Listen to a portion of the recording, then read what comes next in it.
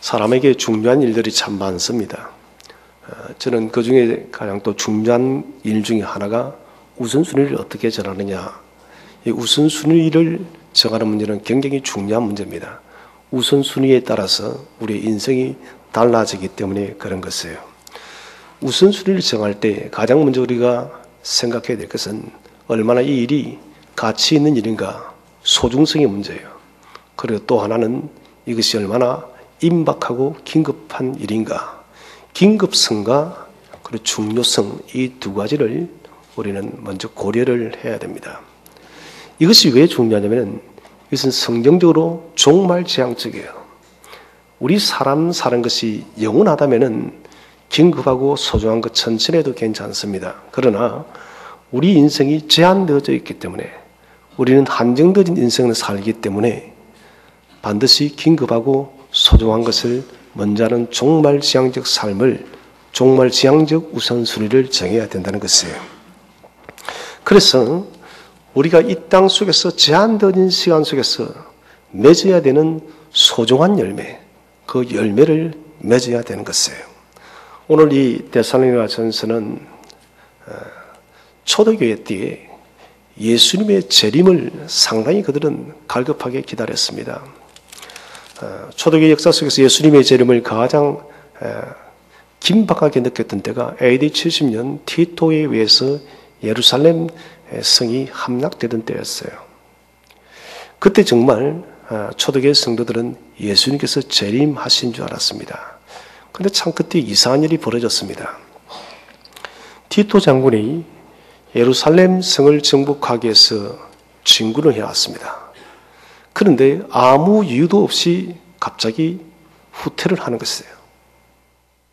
마태복음 24장에 주께서는 그런 비유를 들었습니다.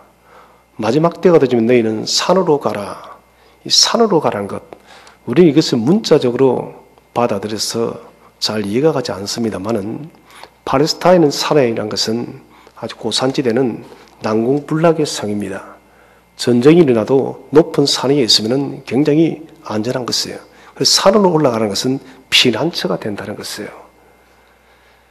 그때 마태복음 24장의 이 말씀을 믿었던 많은 개종한 유대인들, 메시아의 주가 되겠죠. 유대인 중에서 기독교를 개종한 크리스찬들이 실제적으로 산으로 그들은 피신을 했던 것이에요. 그들이 피신하고 난 뒤에 2, 3일 뒤에 3일 정도 되는 것 같아요. 티토가 예루살렘으로 진군한 것입니다. 성은 완전히 초토화되어 버렸습니다. 그때 산으로 피신하였던 초대교회 성도들이 디아스포라가 되어서 세계 각지로 흩어져서 복음을 전하는 놀라운 역사를 만들었습니다. 하나님의 사역은 참 오묘하고 놀라운 것이에요. 이런 일과 더불어서 초대교회의 또 하나의 문제는 종말의 문제였어요. 유대인들에게 있어서 여러분 구원이라는 것은 중요한 문제로 다루지를 않았습니다. 우리가 알다시피 출애굽기 12장 때 유월절 어린 양 대신 예수 그리스도를 통해서, 어린 양을 통해서 이스라엘 백성들이 홍해를 건너게 되어집니다. 이때 하나님께서는 이스라엘 백성들을 복수로 부르지 않고 이스라엘이라 부릅니다. 단수로. 출애굽기가 시장이 세모트로 시작합니다. 세모트는 이름들입니다. 야곱의 12아들들을 통해서 이름들이 열거되면서 이들을 공동체로 부르는 것입니다. 그래서 이스라엘 백성들이 홍해강을 건넜다는 것은 집체적으로 그들은 공동체적 구원을 받은 것이에요. 구약에는 구원에 대한 이야기들이 별로 없습니다. 우리가 잘 아는 기생 라합이 건짐을 받을 때 그때 하나님은 여호수아서에서 정확하게 라합의 이야기를 기록을 하고 있습니다. 또 이방인 룻이 모압 땅에 건너와서 하나님의 공동체가 되질 때 그때 보아스의 이야기를 들어서 기업 물을 자, 고엘, 이것은 구속입니다. 기업을 물으는 사람, 대가를 지불했다는 것입니다. 우리 주님께서 저와 여러분의 죄를 대속하기 위해서 십자가의 그 피의 대가를 지불한 것이 바로 보아스의 기업 물은 것과 똑같은 것입니다. 이런 특별한 경우에만 구원에 대한 문제를 다뤄놨습니다. 그렇기 때문에 이스라엘 백성들은 죽으면 당연하게 누구의 품에 간다 했습니까? 아브라함의 품에. 누가복음 16장에 나사로는 아브라함의 품에 안겼다는 것입니다. 자, 개종하지 않은 유대인들은 죽어도 문제가 없습니다. 그들은 예수를 믿지 않으니까요. 그들은 여전히 아브라함의 품에 간다고 생각했습니다. 문제는 개종한 유대인들입니다. 또 그리고 이방 그리스도인들입니다. 주님이 오실 줄 아는데 오시지 않는 것입니다. 좀 전에 말씀드린 AD 70년에 정말 주님이 오신 줄 아는데 오시지 않았다는 것이에요. 이런 긴박한 사태와 또 무엇보다도 로마의 엄청난 핍박이 많았어요. 이런 상황 속에서 죽음에 임박한 사람들이 많았습니다. 나이가 많이 찼어요. 과연 이들은 어디에 갈 것인가? 상당히 심각한 문제죠. 이 문제 때문에 사도 바울이 데살로니가전서를 통해서 그리스도인의 종말, 우리는 죽고 난 뒤에 어디로 가는지 종말에 대한 이야기를 긴급하게 쓰게 되어졌습니다. 그 편지가 바로 데살로니가전서 후서가 되어집니다. 자, 불안 속에 있는 데살로니가 교인들뿐만 아니라 초대교회의 많은 성도들에게 오늘 우리에게 말씀을 하고 있어요. 1장 1절 말씀을 우리 다 함께 한번 읽어보도록 하겠습니다. 1장 1절 시작. 바울과 실로아나와 디모데는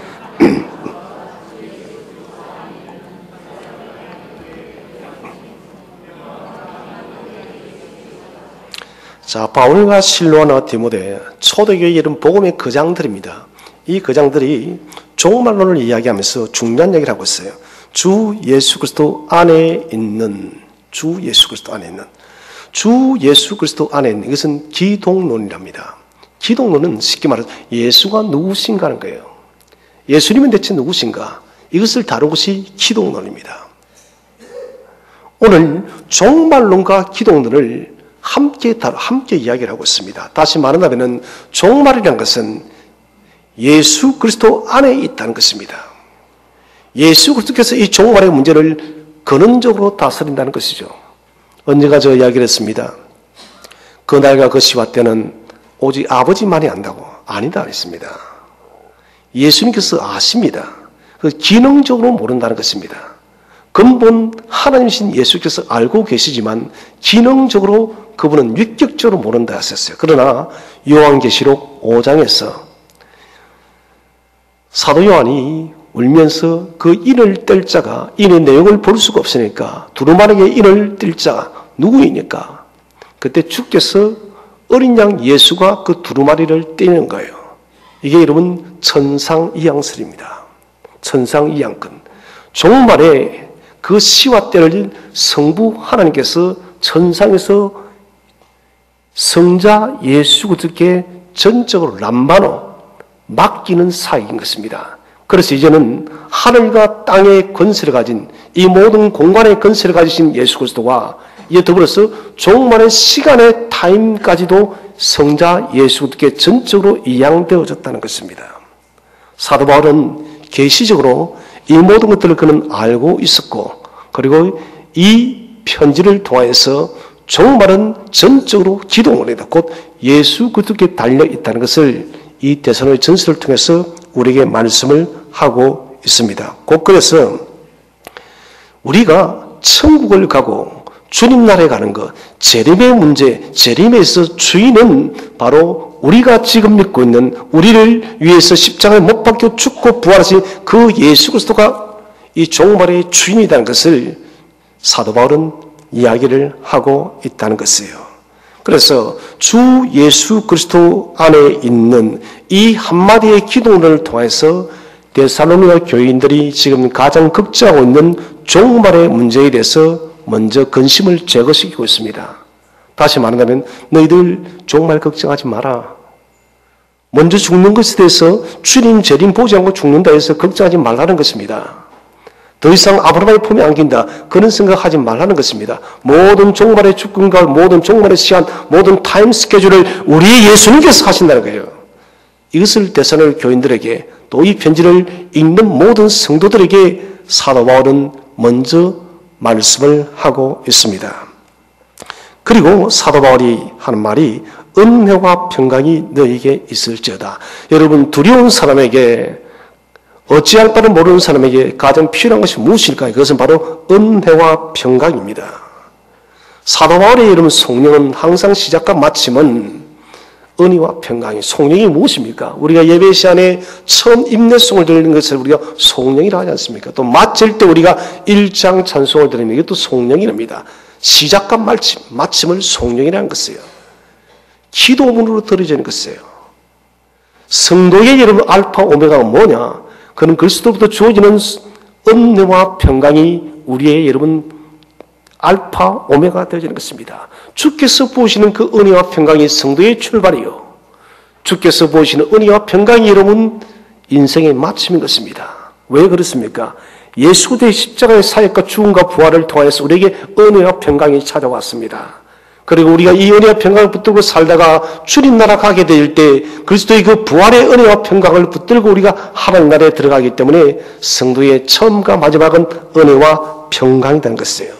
이 은혜는 전적으로 하늘로부터 내려오는 것입니다. 주님께서 요한복음 5장에서 오병이어의 기적을 베푸실 때 만나의 사건을 예를 말씀하고 계십니다. 그러면서 당신을 나는 생명의 양식이랍니다. 너희 조상들이 40년 동안 먹었던 그 만나가 그때는 육신의 양식이었지만 이제는 생명의 양식이신 예수님께서 이 땅에 오셔서 생명의 말씀을 줌을 통해서 우리가 영원토록 이 생명의 말씀을 먹고 산다는 것이에요. 자, 그래서 우리가 여러분 은혜를 받기 위해서는 하나님 말씀을 받아야 돼요. 말씀을 받지 않고서 우리는 결단코 하나님 은혜를 받아 누릴 수가 없는 것입니다. 사람이 영적으로 살아가는 그 근원의 힘이 바로 하나님의 말씀 대신 은혜를 받아야 됩니다. 은혜가 없기 때문에 여러분 사람의 마음이 말라버리는 것이에요. 은혜가 없는 사람은 냉랭한 가슴으로 살아갑니다.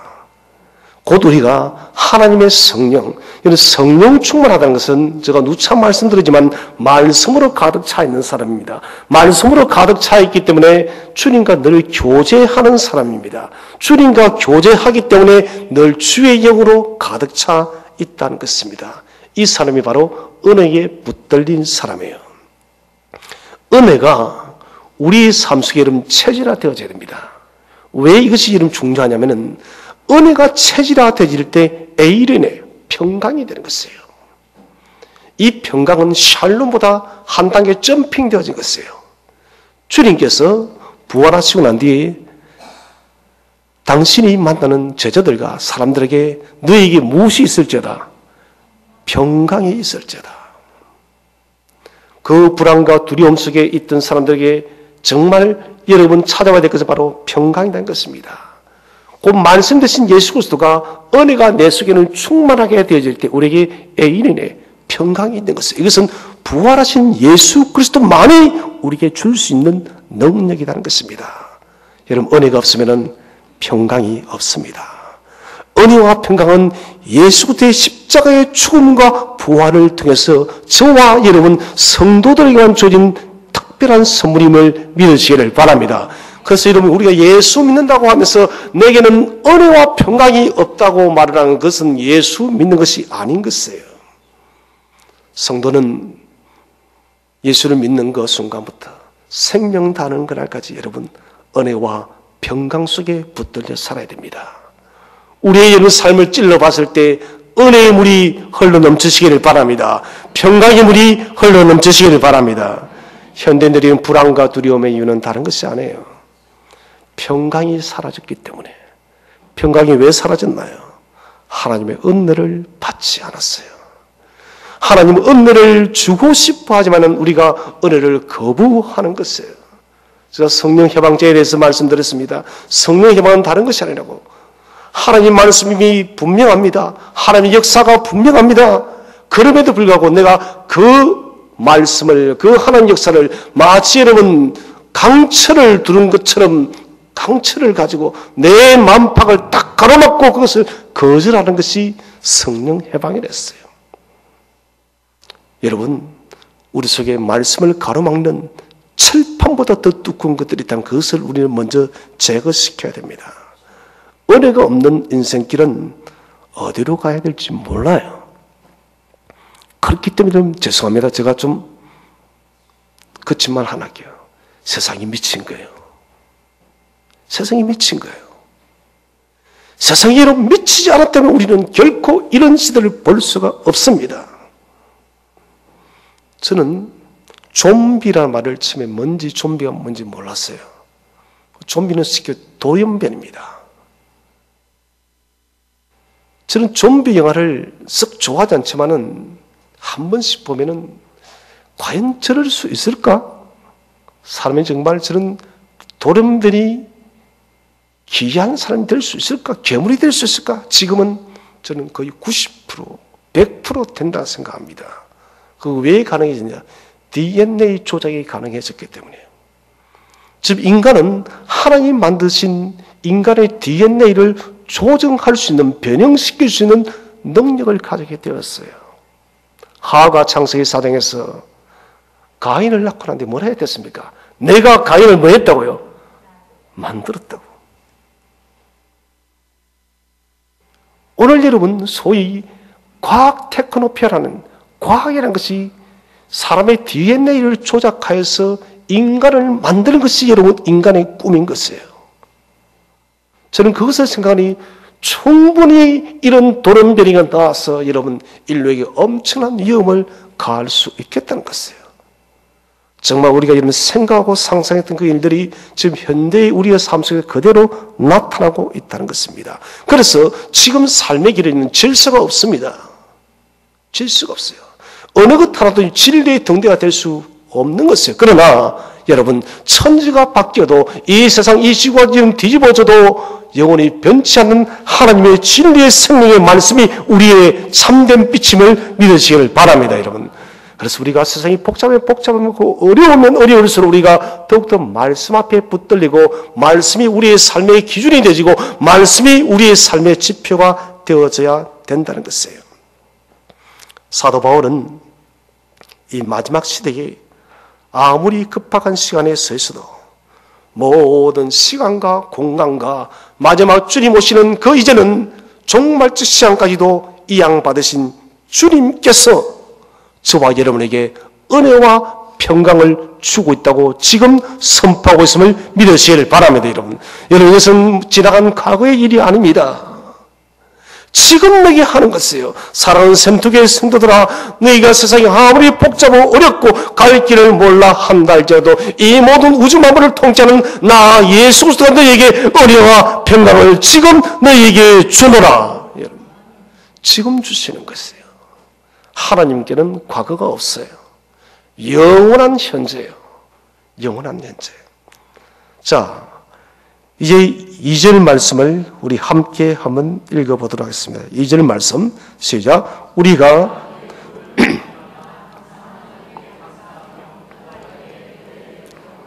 자, 항상 하나님께 감사하며 이 감사도 예수 그리스도 안에처럼 똑같이 이것도 기독론이에요.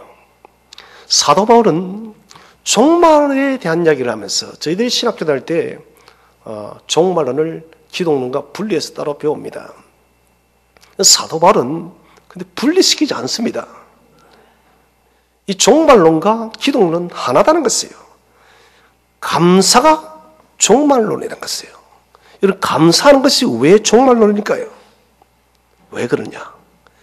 사람이 우리가 여러분 많은 감사할 것이 있지만은 가장 큰 감사가 뭘까요? 그것은 바로 우리 예수님께서 저와 여러분을 위해서 십자가에 죽고 부활하셔서 부활의 첫 열매가 되신 것이 최고의 감사인 것이에요.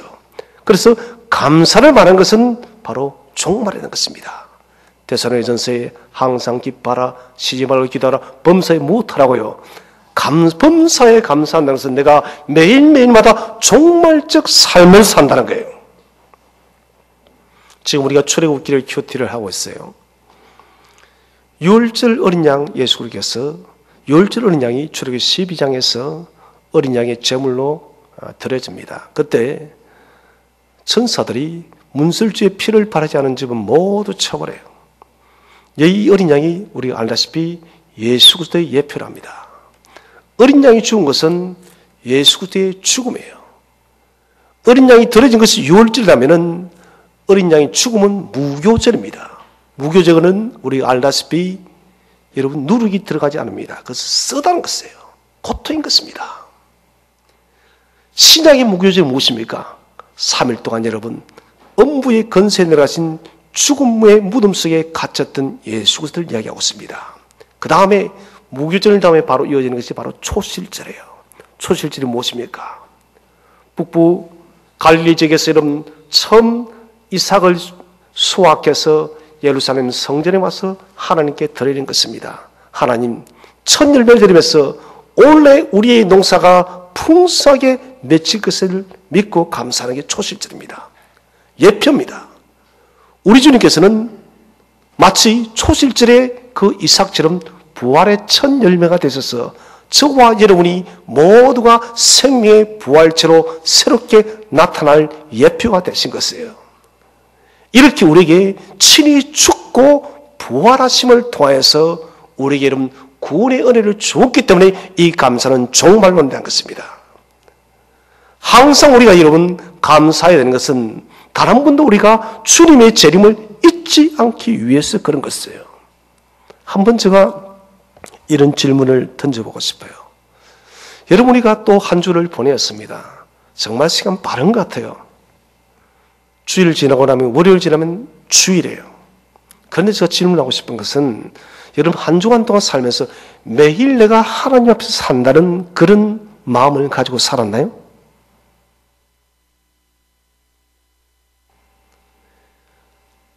일초일각도 하나님을 잊지 않고 살았나요? 답변 못 하시니까. 여러분, 제가 이 질문을 던지는 이유는 뭐냐면은 체질의 문제입니다. 그리스도가 우리 속에 여러분 부활의 첫 열매 대신 그리스도가 우리 삶 속에는 체질화되어 있다면 우리가 어떤 시간, 어떤 환경, 어떤 상황에 처해서도 우리는 하나님을 생각하는 것입니다. 우리 고신교단의 여러분 가장 중요한 메시지가 코람데오입니다. 코람데오는 종교계의 중요한 이슈였죠. 하나님 앞에서입니다.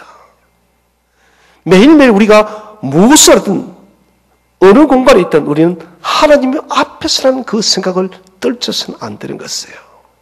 하나님 앞에서 우리가 살아간다면 우리의 삶은 여러분 신중하고 경건된 삶을 살 수밖에 없어요.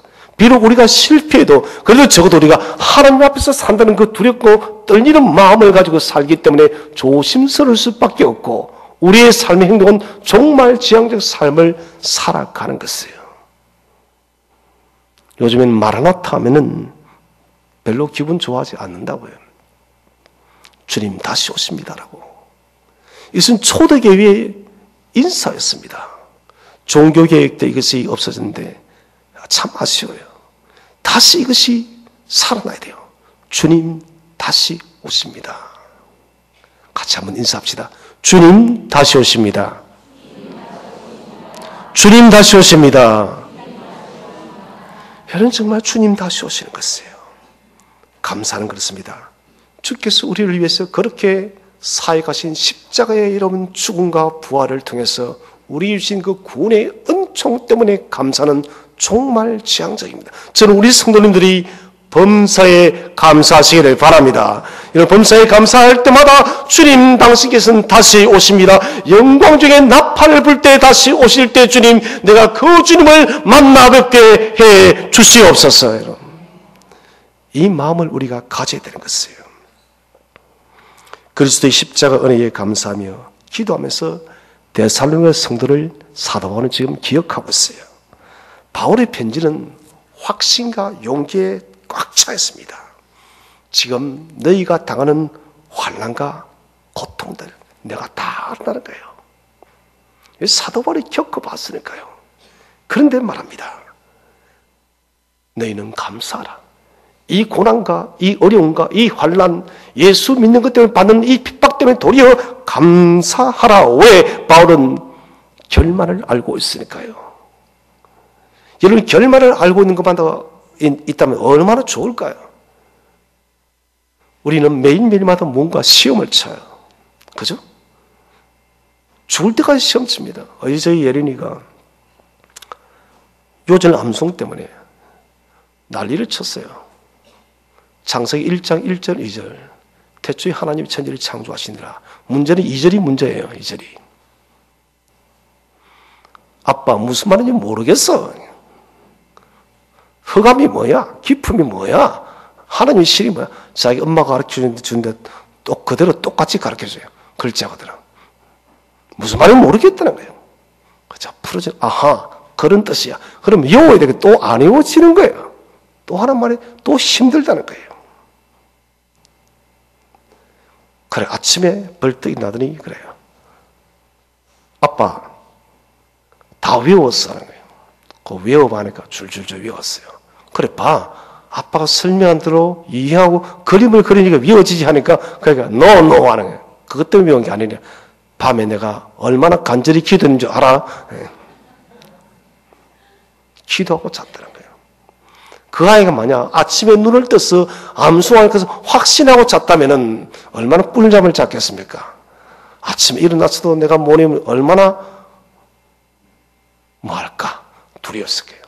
여러분, 우리가 결과를 알 수 없기 때문에 늘 불안함이에요. 그런데 오늘 사도 바울은 결과를 분명히 알고 있습니다. 마지막 날에 성도들이 반드시 승리할 것을 알고 이 편지를 쓰고 있습니다. 여러분, 저와 여러분도 마지막 날에 반드시 승리할 줄로 확신하시기를 바랍니다.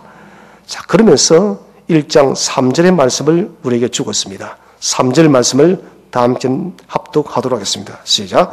너희의 믿음의 역사와 사랑의 수고와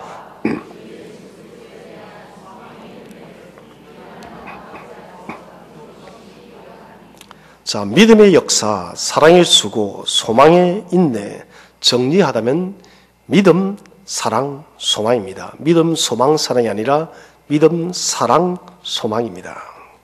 믿음의 역사와 사랑의 수고와 소망의 인내. 이 세 가지의 덕목은 그리스도인이 이 땅에서 맺어야 되는 아주 중요한 것들이에요. 만약 우리에게 선택하라면 우리는 반드시 이 세 가지를 선택해야 됩니다. 믿음과 사랑과 소망.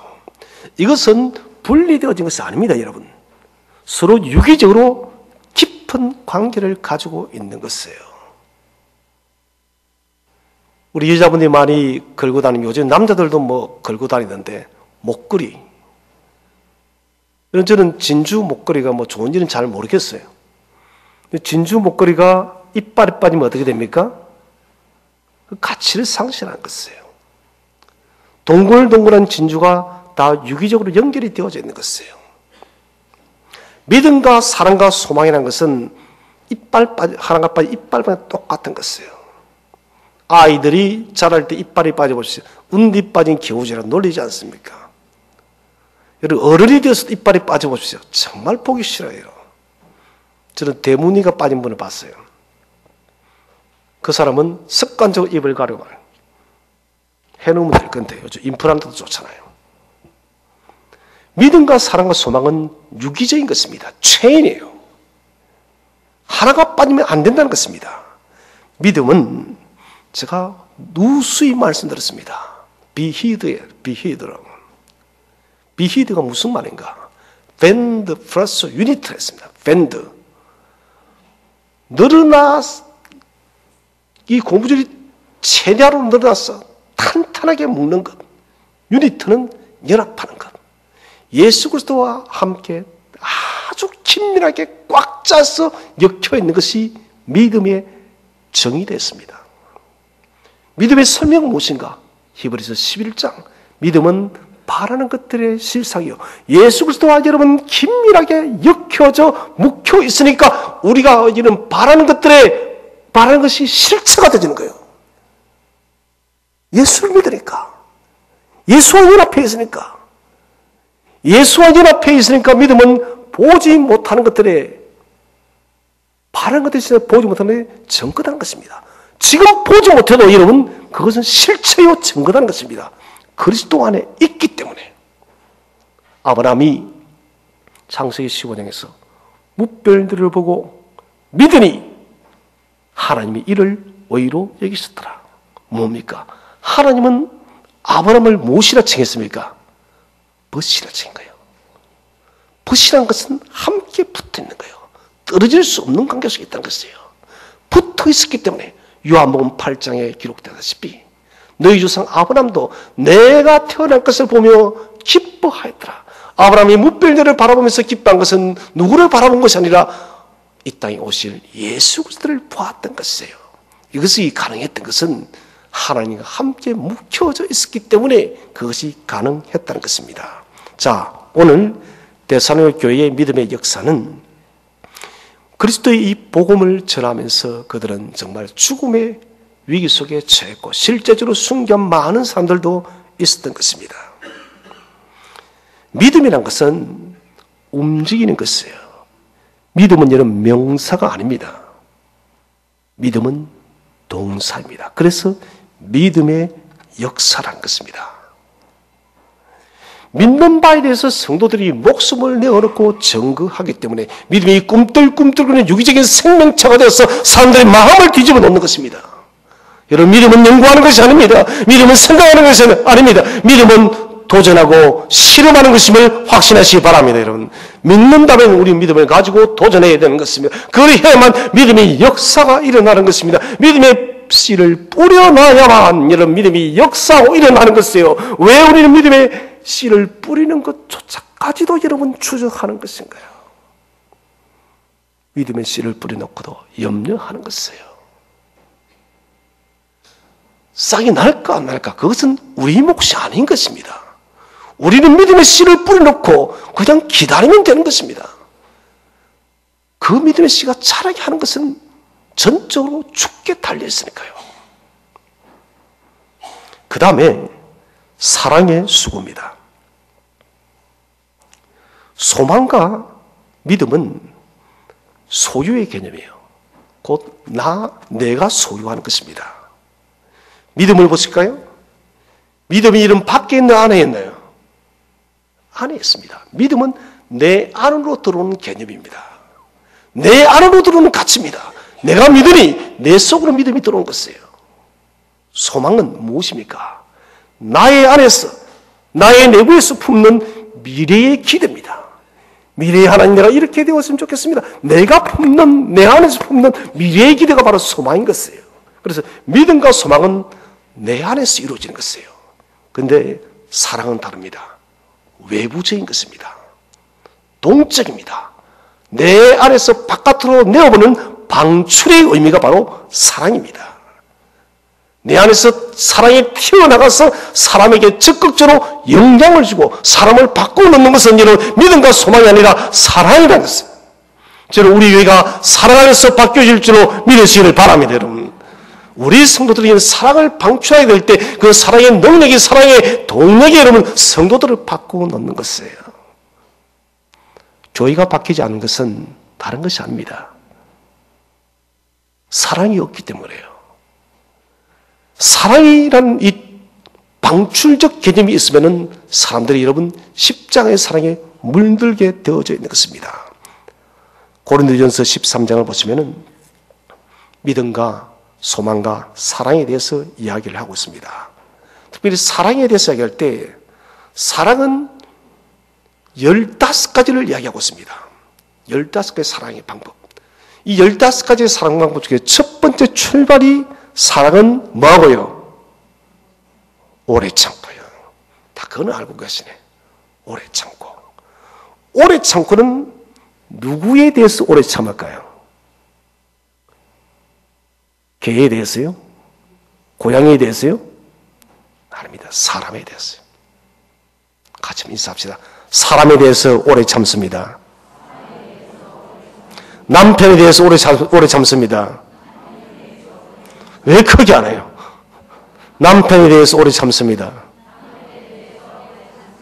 아내에 대해서 오래 참습니다. 남자 잘 못하는 것 같아 보니까. 아내는 큰데. 사람에 대해서. 그래서 사랑의 알파는 사람의 인내에서 출발하는 것이에요. 적어도 내가 함께 사는 내 남편, 내 아내, 내 자녀에 대한 이런 인내가 없어요. 우리는 사랑을 출발할 수가 없는 것이에요. 목사님, 저 원수 같은 남편을 어떻게 내가 참나요? 그러니 원수라도 참아야죠. 어떻게 하겠어요?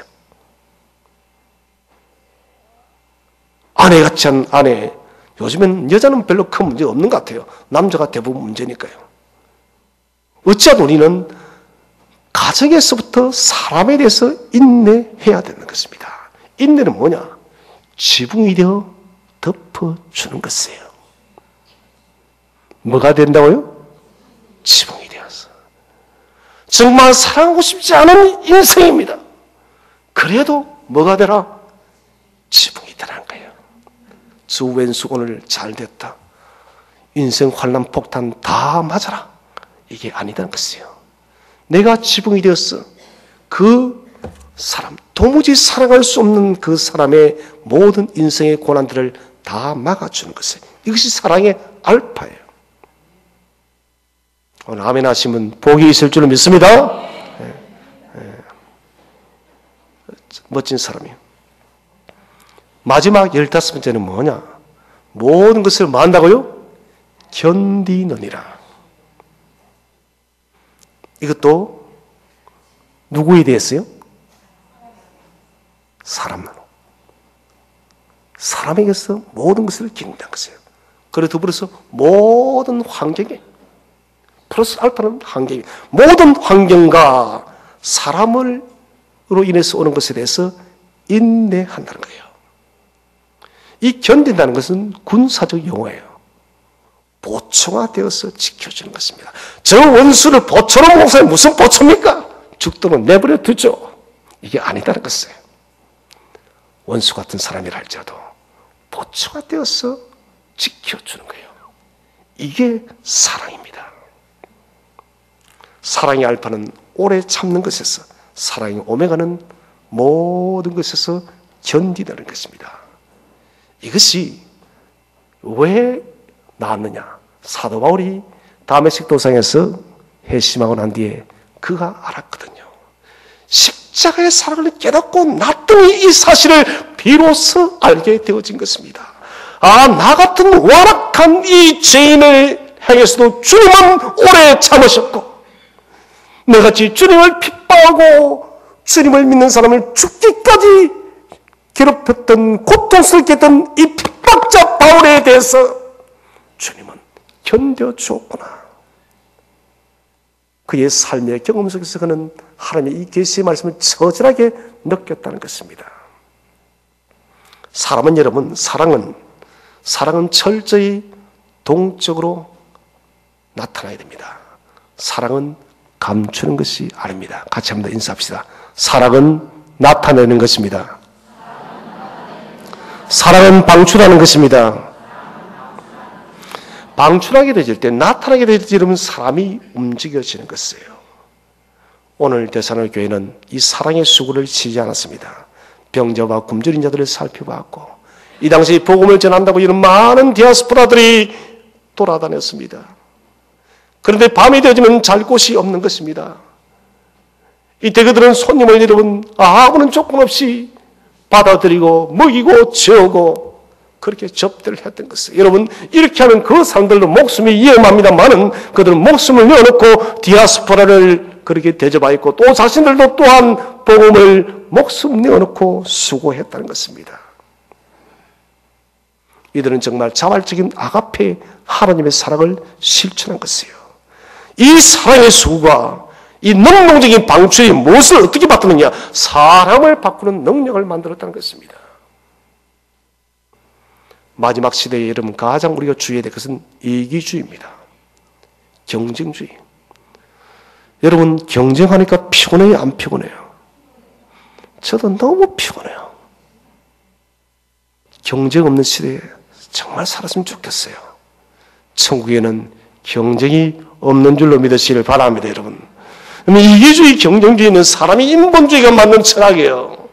인본주의가 만든 가치관입니다. 우리 예수 안에는 이기주의도 경쟁주의도 없는 것입니다. 서로가 사랑으로 화합하고 함께 지어져 가는 것이 교회임을 믿으시길 바랍니다, 여러분.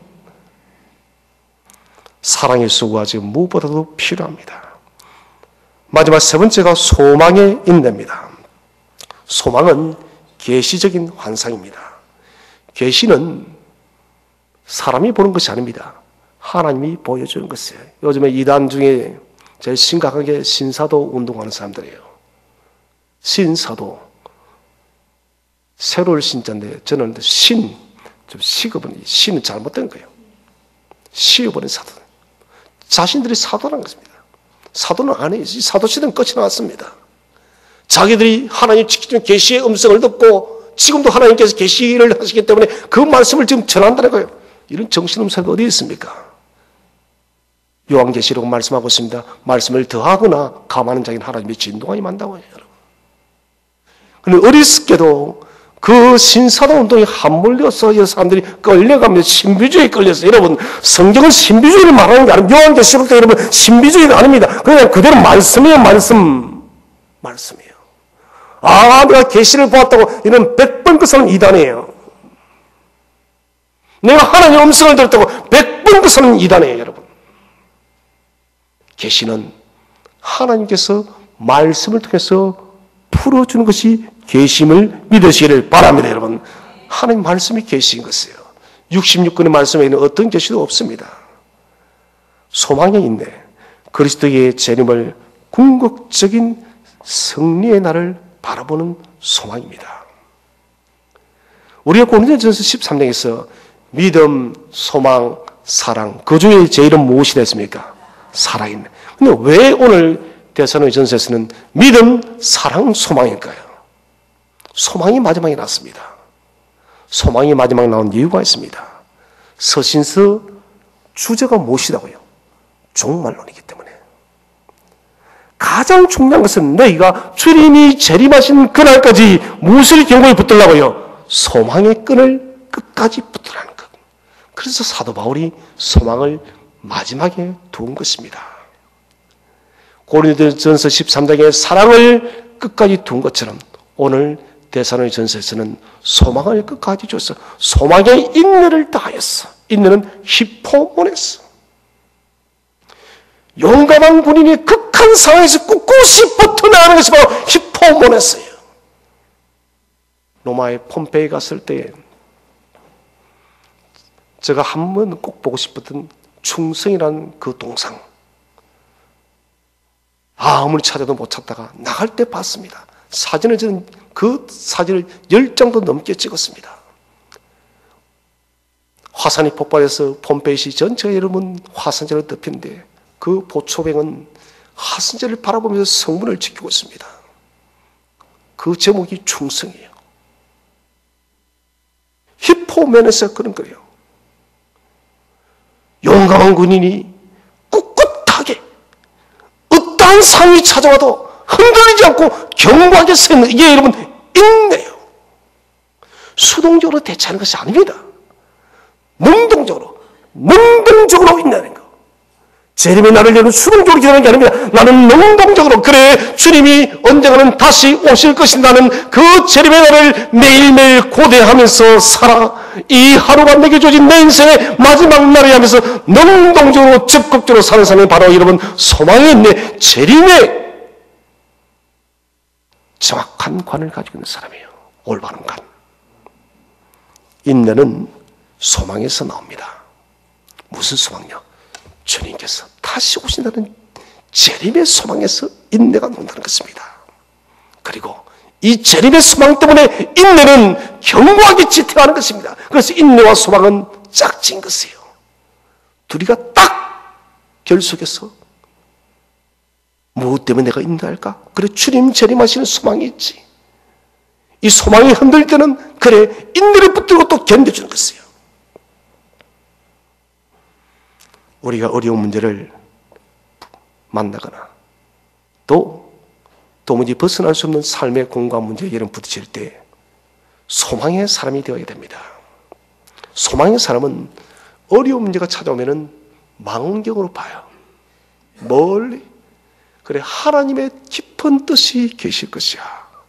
그런데 소망의 인내가 없는 사람은 그 어려운 문제가 여러분 그냥 대충 봐도 어려운데 현미경 가지고 봐요. 여러분 아무도 현미경으로 보지 마시기를 바랍니다.